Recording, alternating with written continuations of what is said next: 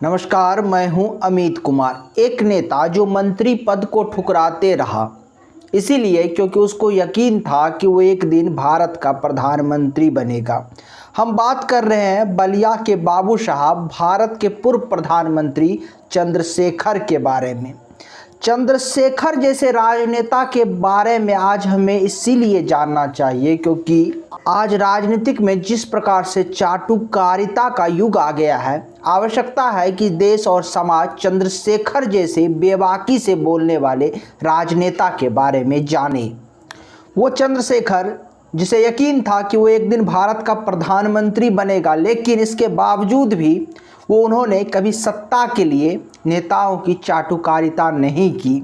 वो चंद्रशेखर जो इंदिरा के सामने खुल के बेबाकी से अपनी बातों को रखता था। ये उस युग की बात है जब इंदिरा गांधी भारत की प्रधानमंत्री थी और कांग्रेस की अध्यक्ष थी, और देश भर के बड़े बड़े नेता इंदिरा गांधी के आगे अपना सर झुकाते थे।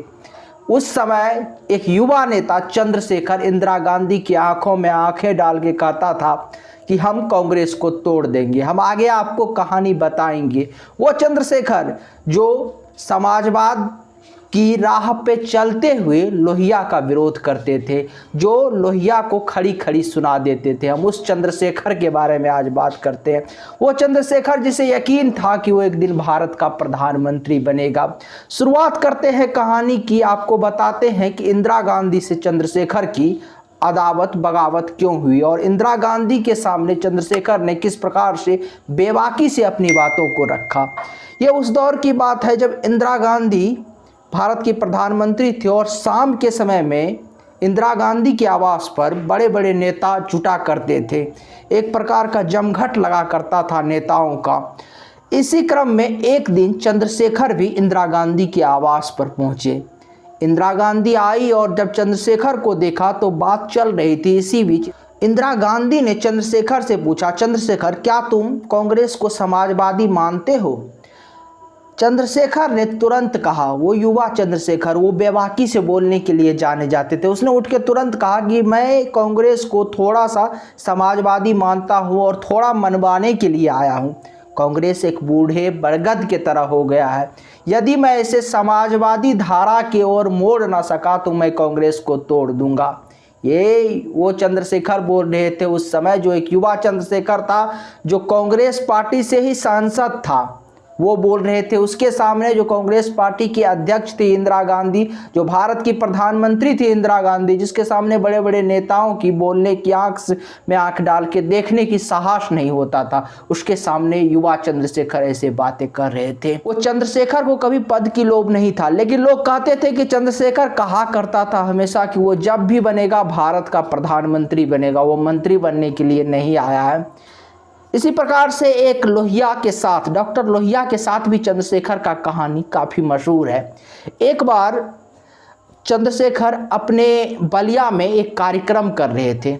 उस कार्यक्रम में सम्मिलित होने के लिए, निमंत्रण देने के लिए उस समय के बहुत बड़े समाजवादी नेता थे आचार्य नरेंद्र देव। आचार्य नरेंद्र देव को चंद्रशेखर कहने गए थे कि हमारे कार्यक्रम में सम्मिलित होइए, आपको लोग सुनेंगे।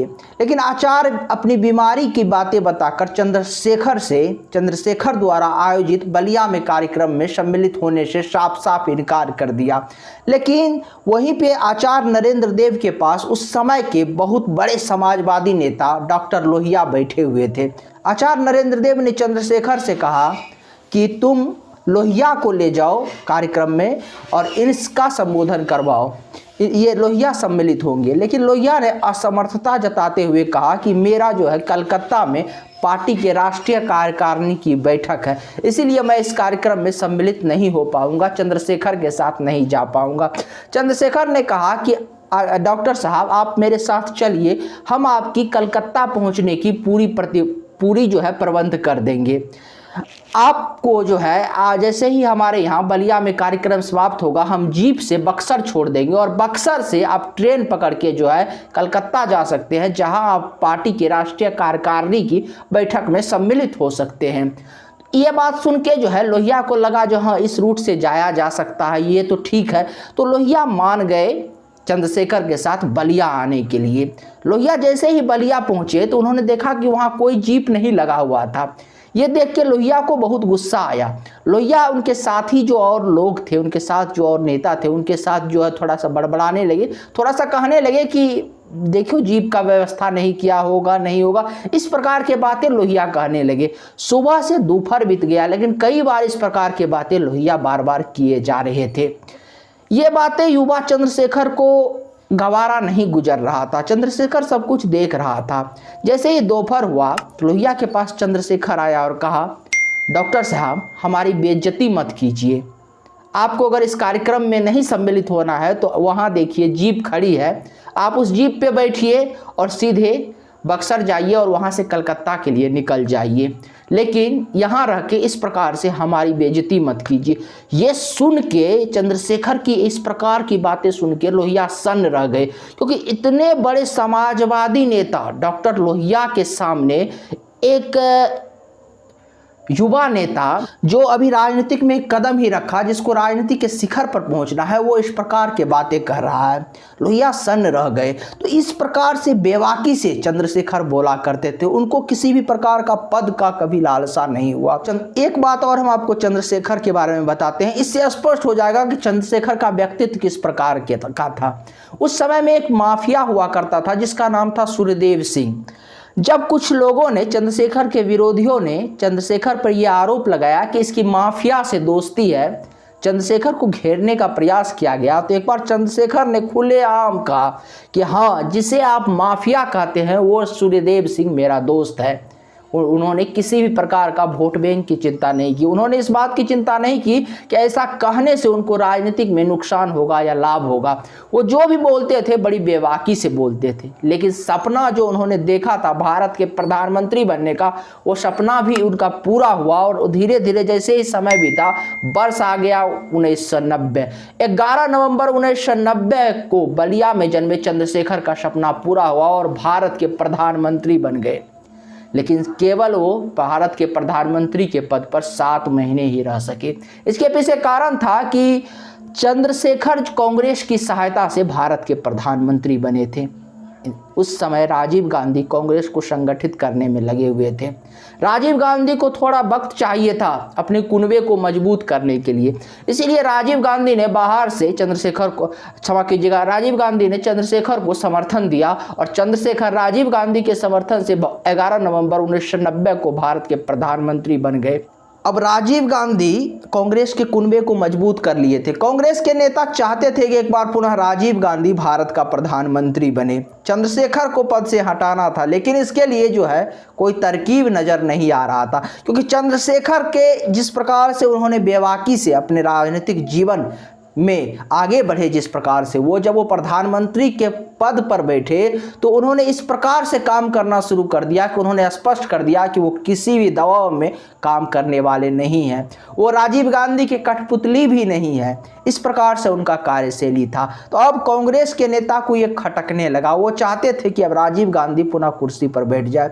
अभी चंद्रशेखर को प्रधानमंत्री पद के कुर्सी पर बैठे 7 महीना ही बीते थे, लेकिन इसकी बीच जो है कुछ तरकीब ढूंढा जा रहा था और तरकीब मिल गया हरियाणा पुलिस के 2 जवान के रूप में। हरियाणा पुलिस के 2 जवान राजीव गांधी के घर के बाहर देखे गए। फिर कांग्रेस के लोगों ने आरोप लगाया प्रधानमंत्री चंद्रशेखर पर कि वो राजीव गांधी की जासूसी करवा रहे हैं। इसको लेकर कांग्रेस ने पूरे देश में बहुत बड़ा मुद्दा इसको बनाया। अगले दिन सदन में जो है कांग्रेस के नेताओं ने सदन का बायकॉट किया। उस समय सदन चल रहा था, सदन का कांग्रेस के नेताओं ने बायकॉट किया। ये सब देख के चंद्रशेखर समझ गए थे कि अब उनकी प्रधानमंत्री की कुर्सी जाने वाली है। चंद्रशेखर ने अपने प्रधानमंत्री के पद से इस्तीफा दे दिया। इस प्रकार से अपने 7 महीने के कार्यकाल में चंद्रशेखर जिस प्रकार से अपने राजनीतिक जीवन में राजनीतिक पर अमिट छाप छोड़ गए याद रखिए कि ये भारतीय राजनीति को सदा जो है एक किस प्रकार से एक बेबाकी से बोला जाता, किस प्रकार से चाटुकारिता से ऊपर उठ के भी राजनीति की जाती है। जिस प्रकार से आप देखते होंगे कि आज के नेता, आज के जो युवा जो राजनीतिक में जाना चाहते हैं, आज के बहुत सारे लोग चाटुकारिता करके राजनीति के शीर्ष तक पहुंचना चाहते हैं। ऐसे लोगों के लिए चंद्रशेखर एक उदाहरण है कि अपनी बातों को स्पष्टता से बेबाकी से रख के भी राजनीति के शीर्ष तक पहुंचा जा सकता है। यदि आपको पूर्व प्रधानमंत्री चंद्रशेखर की कहानी अच्छी लगी तो आप हमारे चैनल को सब्सक्राइब कर लीजिए, वीडियो को अधिक से अधिक शेयर कर दीजिए। धन्यवाद, नमस्कार।